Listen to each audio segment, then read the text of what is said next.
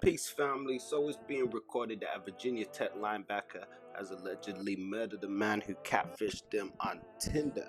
So those of you familiar with the dating website Tinder, now I also want to make point of this, that especially last year throughout the pandemic, that the Western governments have encouraged people to use Tinder as a source of dating. You know, they say social distancing, it's a struggle to go out there and meet people, so they've actually encouraged people to use Tinder. So in this story, it says the 18-year-old allegedly broke all of the bones in the 40-year-old Jerry Smith's face during the vicious beating. Now this is being reported on a few different sites, and we can see here it says, the guy says he's truly sorry for what happened. It says Jerry Paul Smith, 40, had lured Ismaman Etute to a hotel. It says that and this is a lie in this report. It says he's punched and stomped on a sexual partner, but to my understanding, he wasn't a sexual partner. Ismaman Etute, who was 18-year-old, says he attacked the victim, Jerry Paul Smith, age 40, white male, after realizing he was a man. So he said that there was some kind of agreement made on April 10th to meet up with somebody by the name of Angie, and it says the first met up for oral sex on April the 10th. On May 31st, Etute agreed to meet up again, and when he discovered his partner was a man, he punched him repeatedly, stomped on the ground, and it says he didn't call for an ambulance. So he says, it's definitely sound like a sad situation. So it's crazy because when we see some of these comments now, I'll just let you guys know this was found on Google. So I'm gonna show you multiple reports. This looks like an LGBT site, but just looking in the comments, it says they had sex once before this happened on the next date.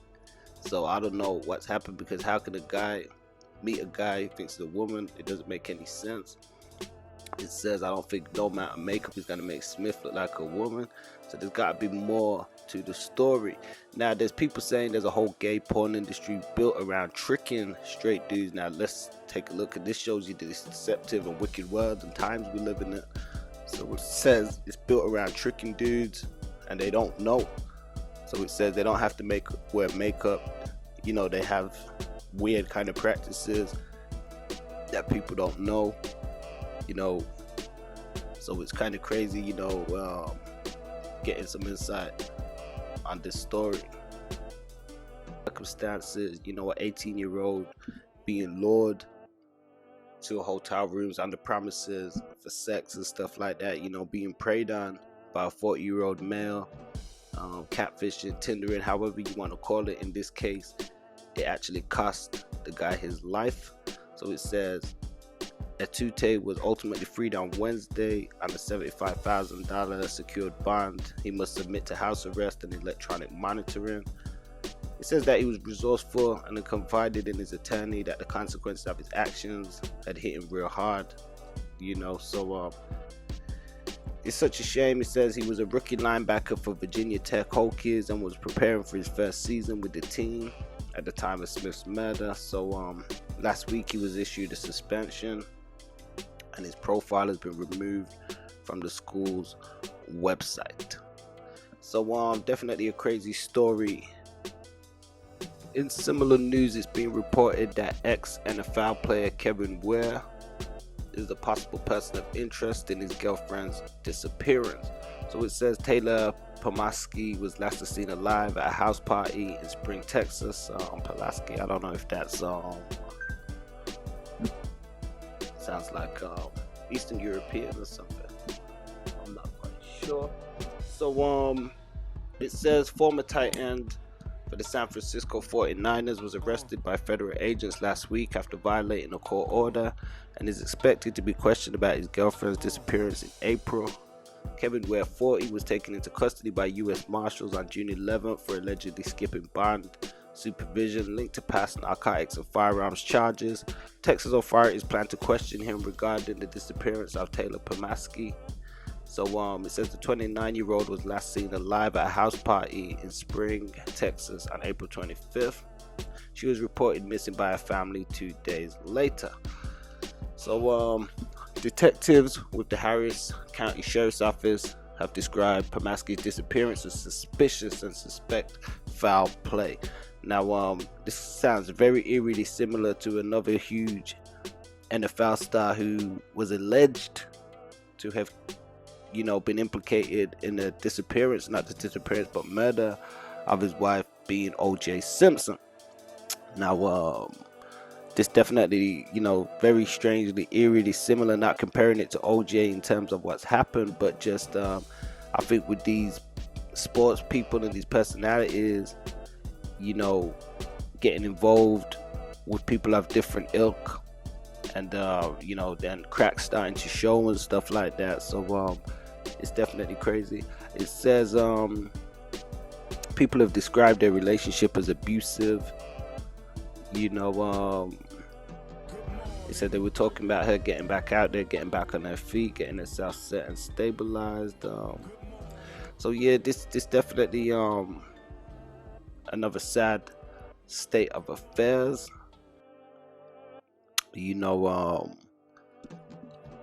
What's going on in the world. So switching things over to the UK, we've seen a huge amount of uproar over the past year in regards to racism and white supremacy. It's interesting because a couple of months back we did a report on Priti Patel saying that she would refuse to take a knee for black people, or so-called black people, or in protest, and now she's back in the news again. We also explored, is the UK racist, and we've seen a lot of hoopla from football fans getting upset about people taking a knee in the game and stuff. So Priti Patel has gone forward to say, it's all well to support a cause and make your voices heard, but actually, quite frankly, and we saw last year in particular with some of the protests that took place, I speak now very much from what I saw in the impact on policing. It was devastating. And not only that, I just don't subscribe to this view that we should be rewriting our history, pulling down statues, the famous Coulson statue and what's happened there. Toppling statues is not the answer. It's about learning from our past, learning from our history, and actually working together to drive the right outcomes. Yeah, so when she say learning from past and history, just looking at her, I'd like to know what hers is. So I don't know what she claims. I mean, she claims British. I know she's a British citizen, but at the same time, she's Indian.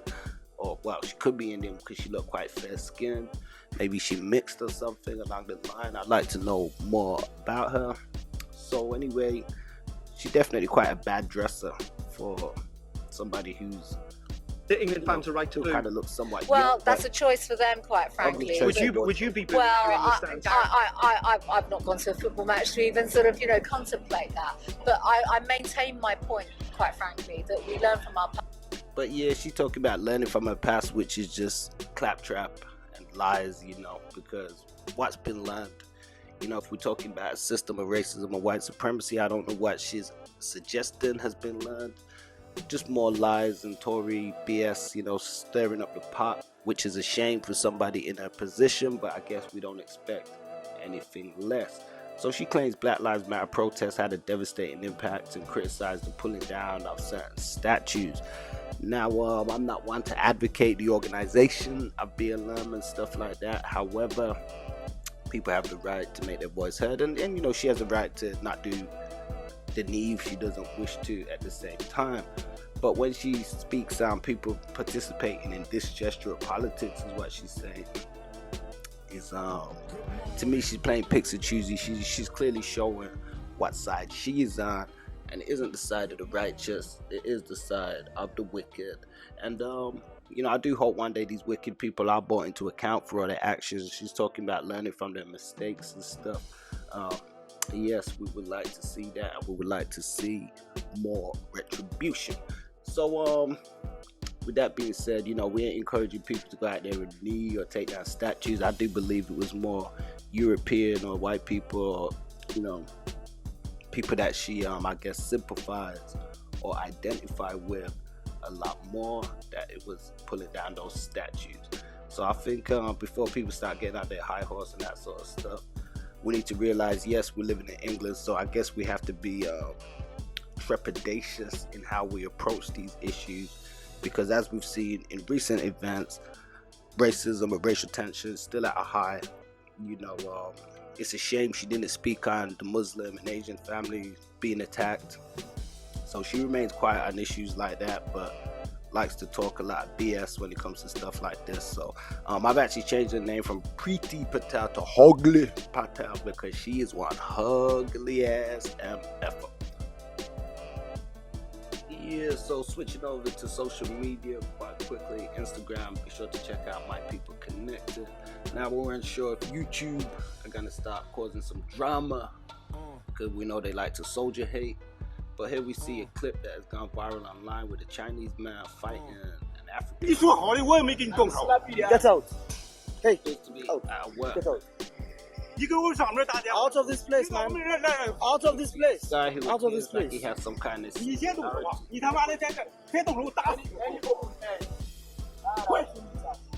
and look at that. Clearly a sign of no respect. Hey, hey. Leave him, he's on record. Hey. Responds.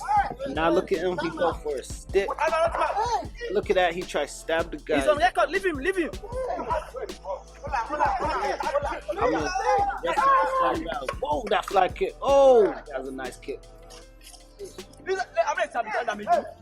Oh, that He's on record. Yeah, he being He's on record.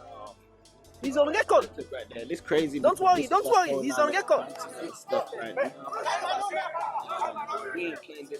For this, he's on record. No violence. Now look at that. We see the rest of his team. On record. No. Now clearly, We are on safety record. No, he's got no rights. You know, violation of rights. You know, this stuff going on in the news and the media now in regards to stop Asian hate. You know, we really wish they would pass a bill to stop hate against so-called black people, which we see worldwide, in the UK, in Africa, in the US, and other places around the world, as much as people like to act as though these things do not exist. You know, so yeah, it's sad, you know, to see a video like this taking place in the continent. You know, we don't know the full situation, but, you know, yeah, dramas and things happen at work, but it looks like he has a blatant disregard for even the country or the continent that he in and the people, you know, thinking that he can just attack them and push people around like that, you know, treating them like second-class citizens, which is absolutely aberrant and wrong.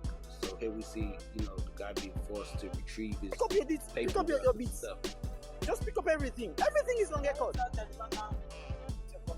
After being attacked on record, and look at these guys This very one, I'm going to call go now. Using their tactics of pushing fear, threats, and intimidation. You know,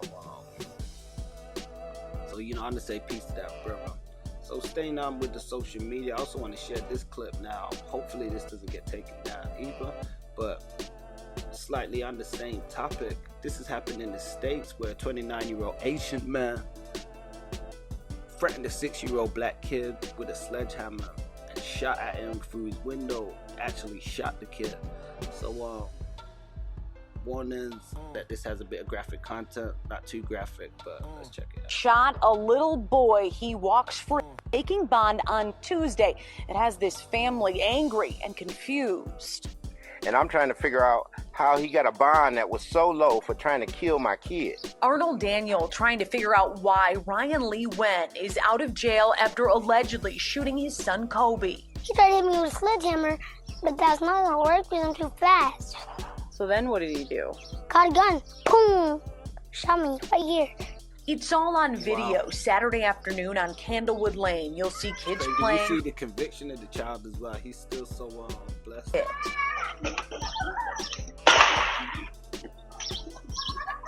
We hear a gunshot.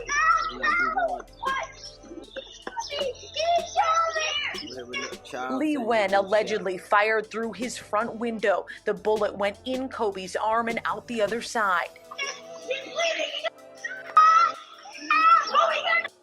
Yeah, so America definitely one place where we got all these gun nuts, you know, people allowed to carry a firearm.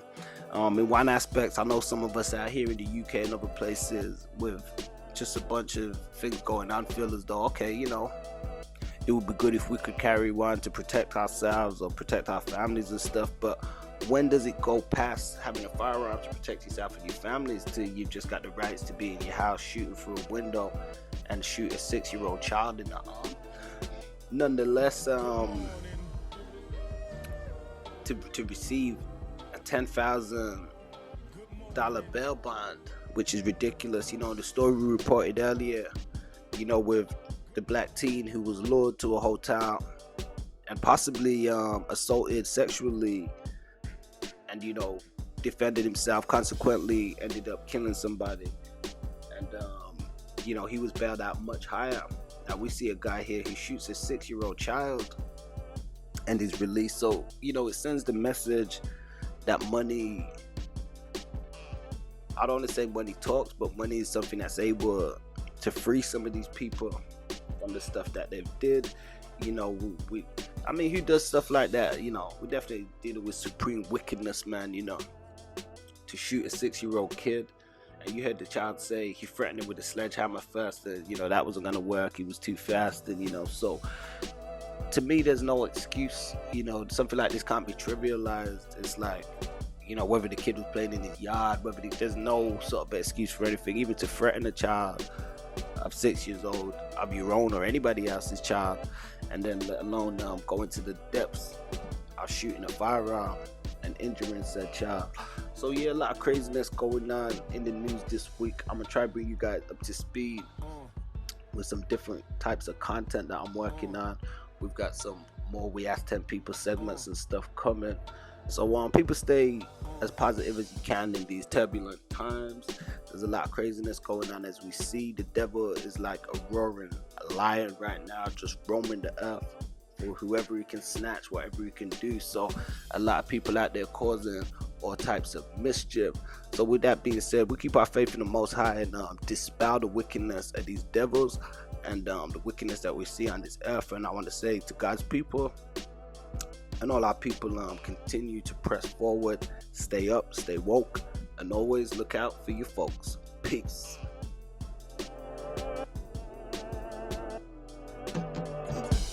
Peace, family. Don't forget to like, share, and subscribe, and check us out on doatbm.com.